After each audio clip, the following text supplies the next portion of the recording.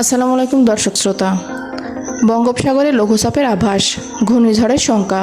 দেখুন বিস্তারিত।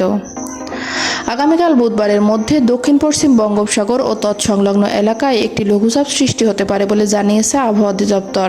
লঘুচাপটি ঘূর্ণিঝড়ে রূপ নিতে পারে বলে শঙ্কা করেছেন আবহাওয়াবিদ মোহাম্মদ মনোয়ার হোসেন। প্রিয় দর্শক, আমার এই ভিডিওটি যদি আপনার ভালো লেগে থাকে তাহলে লাইক, কমেন্ট ও শেয়ার করতে ভুলবেন না। আর সবার আগে এমন সব গুরুত্বপূর্ণ ভিডিও পেতে চাইলে আমার চ্যানেলটি অবশ্যই সাবস্ক্রাইব করে বেল আইকনটি বাজিয়ে রাখুন। ধন্যবাদ। এই আবহাওয়াবিদ জানান, বুধবারের মধ্যে দক্ষিণ পশ্চিম বঙ্গোপসাগর ও সংলগ্ন এলাকায় লঘুচাপটির সৃষ্টি হলে সেটি আরও শক্তি সঞ্চয় করতে পারে। এরপর তা ঘূর্ণিঝড়ে রূপ নিতে পারে, তবে এখনই গতিপথ বলা যাচ্ছে না। আবহাওয়া অফিস জানিয়েছে, ঘূর্ণিঝড় তৈরির জন্য সাগরের পানির তাপমাত্রা যে পর্যায়ে থাকতে হয়, বর্তমানে বঙ্গোপসাগরের পরিস্থিতি তেমনই রয়েছে। এদিকে রাজশাহী, পাবনা, দিনাজপুর ও নীলফামারী সহ খুলনা ও বরিশাল বিভাগে মৃদু থেকে মাঝারি ধরনের তাপপ্রবাহ বয়ে যাচ্ছে। তবে রাজধানী সহ সারা দেশে বিক্ষিপ্তভাবে বৃষ্টির সম্ভাবনা রয়েছে।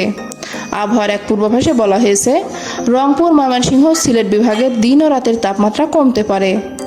এছাড়া অন্যত্র তাপমাত্রা অপরিবর্তিত থাকতে পারে। বর্ধিত 5 দিনের পূর্বাভাসে বলা হয়েছে, এই সময় বৃষ্টিপাতের প্রবণতা বাড়তে পারে।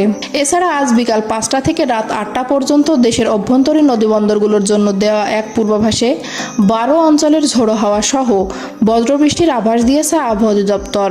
আবহাওয়াবিদ মোহাম্মদ হাফিজুর রহমান স্বাক্ষরিত বিজ্ঞপ্তিতে বলা হয়েছে, রংপুর, রাজশাহী, পাবনার, বগুড়া, টাঙ্গাইল, ময়মনসিংহ, ফরিদপুর, ঢাকা, যশোর, কুষ্টিয়া, খুলনা এবং সিলেট অঞ্চলসমূহের উপর দিয়ে পশ্চিম বা উত্তর পশ্চিম দিক থেকে ঘন্টায় 45 থেকে 60 কিলোমিটার বেগে বৃষ্টি অথবা বজ্রবৃষ্টি সহ অস্থায়ীভাবে ঝোড়ো হাওয়া বয়ে যেতে পারে। এসব এলাকার নদীবন্দরগুলোকে 1 নম্বর সতর্ক সংকেত দেখাতে বলা হয়েছে। সোমবার সন্ধ্যা 6টা থেকে পরবর্তী 72 ঘন্টার পূর্বাভাসে বলা হয়েছে, লঘুচাপের বর্ধিতাংশ পশ্চিমবঙ্গ থেকে উত্তর পশ্চিম বঙ্গোপসাগর পর্যন্ত বিস্তৃত রয়েছে।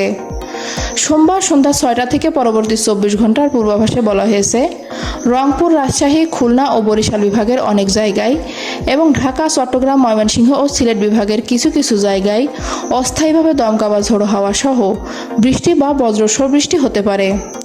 সেই সাথে কোথাও কোথাও বিক্ষিপ্তভাবে শিলাবৃষ্টিও হতে পারে।